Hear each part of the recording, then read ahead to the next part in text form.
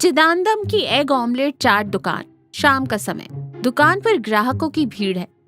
वीरू बहुत तेजी और स्टाइल से तवे पर ऑमलेट बना रहा है और चाट मिला रहा है। चारों तरफ धुआं और मसालों की महक है। मालिक चिदानंदम गल्ले पर बैठा ग्राहकों से पैसे ले रहा है। ग्राहक चाट खाते हुए कहता है, वाह चिदानंदम जी, आपकी दुकान की चाट का स्वाद ही अलग है। वीरू के हाथों में तो जादू है, ऑमलेट मुंह में जाते ही घुल जाता है। चिदानंदम गर्व से हंसते हुए कहता है, वीरू के हाथों में नहीं बाबू, मैं जो मसाला इस्तेमाल करता हूँ जादू उसमें है। ये सब मेरा सीक्रेट फॉर्मूला है। चलो चलो पहले पैसे निकालो। वीरू ये सुनकर हल्का सा मुस्कुराता है और फिर अपने काम में लग जाता है। तभी दुकान का मालिक चिदानंदम तेज आवाज में कहता है, अरे ओ वीरू, उस तीसरे टेबल वालों को 2 ऑमलेट और दे, भीड़ ज्यादा है, थोड़ा हाथ जल्दी चला। वीरू फुर्ती से कहता है, जी अभी लाया मालिक। दुकान अभी खुली नहीं है। वीरू एक बड़े बर्तन में प्याज और हरी मिर्च काट रहा है। तभी मालिक चिदानंदम वहाँ आता है। वीरू चाकू किनारे रखकर थोड़ा डरते हुए पास आता है। मालिक हिसाब की किताब देखते हुए कहता है, क्या है रे, अंडे कम पड़ गए क्या? वो नहीं मालिक, कल मैं काम पर नहीं आ पाऊंगा, मुझे एक दिन की छुट्टी चाहिए थी। मालिक गुस्से से किताब बंद करते हुए कहते हैं, अभी छुट्टी? दिमाग खराब है तेरा? तू मेरी दुकान का इकलौता रसोइया है, तू छुट्टी करेगा तो ऑमलेट कौन बनाएगा, चाट कौन बनाएगा? इतनी भीड़ के सीजन में तेरा छुट्टी मांगना बिल्कुल ठीक नहीं है। कोई छुट्टी नहीं मिलेगी, चुपचाप जा और प्याज काट। आमतौर पर छुट्टी न मिलने पर लोग उदास होते हैं, लेकिन वीरू के चेहरे पर एक अजीब सी राहत नजर आती है। वो बिना कुछ कहे चुपचाप जाकर प्याज काटने लगता है।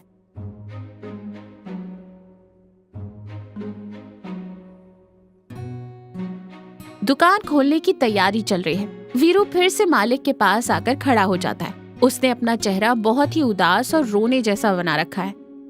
वो कहता है, मालिक मेरी एक छोटी सी विनती है।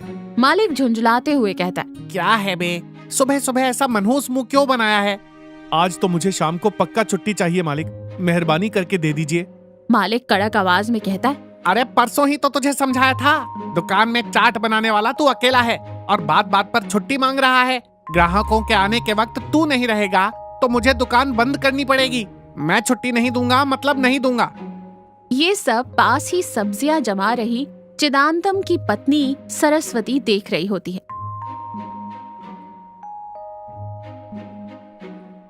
वो धीरे से चिदानंदम के पास आती है और कहती है, अजी सुनिए, क्यों उस पर इतना चिल्ला रहे हैं? देख नहीं रही, रसोइया होकर रोज छुट्टी मांग रहा है।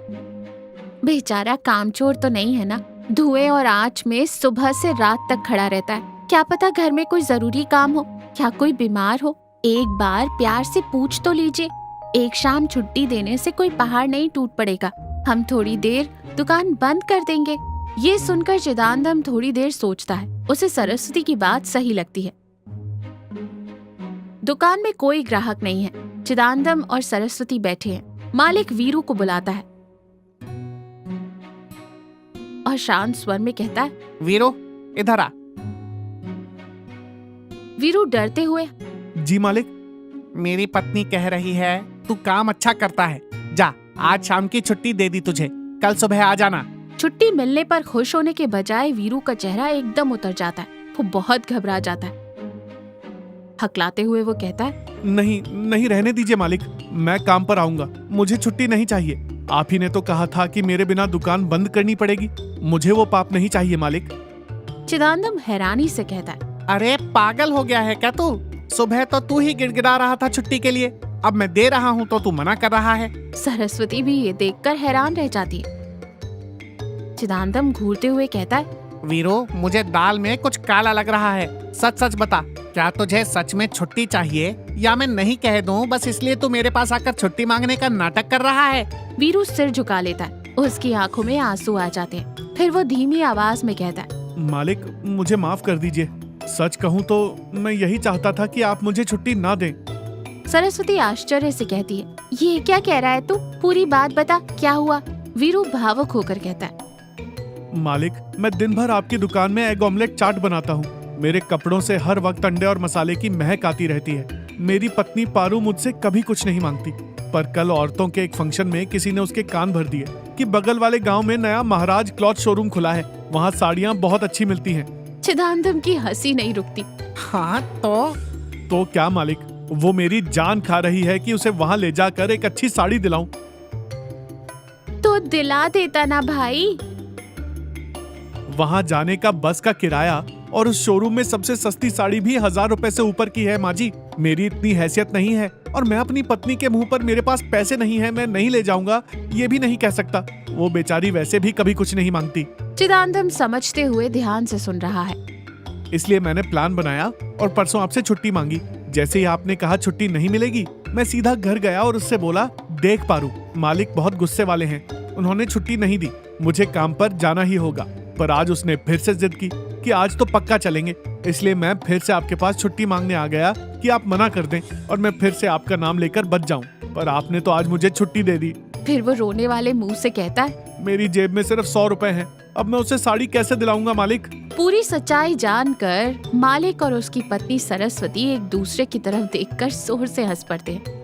अरे ओ बेवकूफ, पत्नी को साड़ी दिलाने का प्यार तो मन में पूरा है पर जेब खाली है, और इस चक्कर में तूने मुझ बेचारे मालिक को बीच में बलि का बकरा बना दिया। सरस्वती भी हंसते हुए और तरस खाते हुए कहती है, अरे बेचारे को ऐसे मत चिढ़ाइए, उसकी भी अपनी मजबूरी है।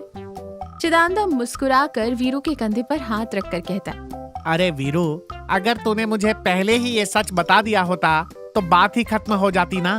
बेवजह झूठ बोलने से अच्छा है अपनों से सच बोल देना, कोई ना कोई रास्ता निकल ही आता है।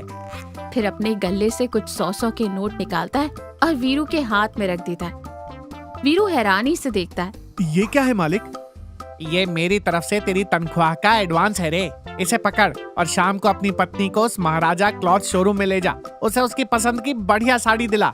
पर याद रखना, आगे से अपनी पत्नी से या मुझसे कभी झूठ मत बोलना। पैसे नहीं हो तो हिम्मत करके सच बता दिया कर, समझने वाली पत्नी का मिलना किस्मत की बात होती है।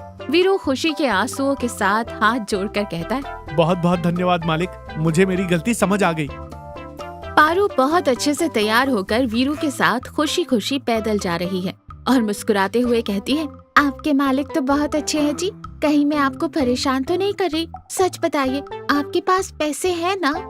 वीरू मुस्कुराकर प्यार से, मेरे मालिक का दिल बहुत साफ है पारू, आज उनकी वजह से मुझे एक बहुत बड़ी बात समझ में आ गई। परेशानी आने पर झूठ के पीछे छिपने से अच्छा है कि हम अपनों को सच बता दें। सच बताने से ही सही रास्ता मिलता है। मेरे पास पैसे नहीं थे तो मालिक ने ही एडवांस दे दिया। चल, आज तुझे उस शोरूम से तेरी पसंद की ही साड़ी दिलाऊंगा। दोनों खुशी खुशी हंसते हुए आगे बढ़ जाते हैं। तो देखा, समस्या को छिपाना या झूठ बोलने के बजाय अगर आप अपनों से सच कह दें तो उसका सही और सुंदर समाधान मिल ही जाता है।